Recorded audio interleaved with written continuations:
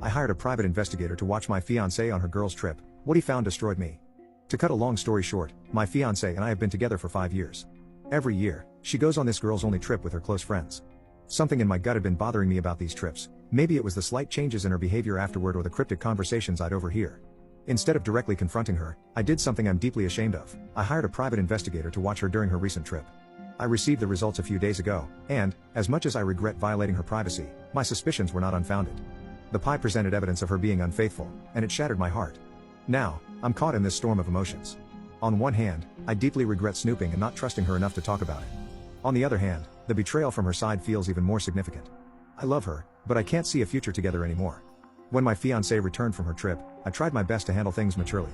I gave her a chance to be honest, asking if there was anything she wanted to share about her trip. Instead of coming clean, she gaslit me, making me question my own perceptions and reality. Armed with the evidence I had, I confronted her about the affair. She was taken aback and immediately asked how I knew. I told her the truth. I had hired a pie. I chose not to falsely accuse any of her friends, even though, honestly, part of me was tempted. She was furious, displaying a level of anger I had never seen in all our years together. Feeling it was the right thing to do, I shared the evidence with one of her friend's boyfriends so he could be informed and consider getting tested if necessary.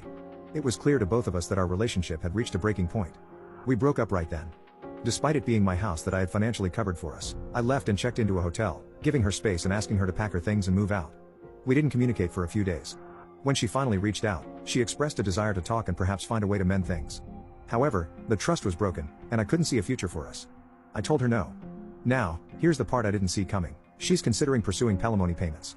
For those unaware, palimony is financial support provided to a partner in a non-marital relationship after separation. I've been informed that due to the relationship laws in our state, this could very well be a real concern.